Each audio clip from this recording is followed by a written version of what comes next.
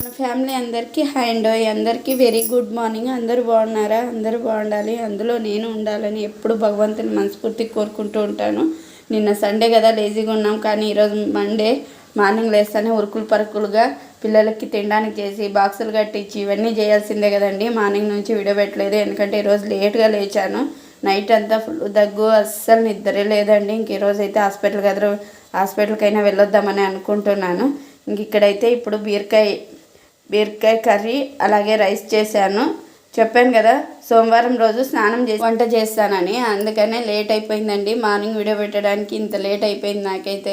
ఇంక ఇదైతే శనగపప్పు పాయసము, అలాగే బీరకాయ తొక్కతోనే చట్నీ చేయడానికైతే అసలు అయితే ఒకటే పట్టింపండి. ఎప్పుడు అన్నము అయితే కలుపుకోడు, అన్నీ కలిపియాల్సిందే.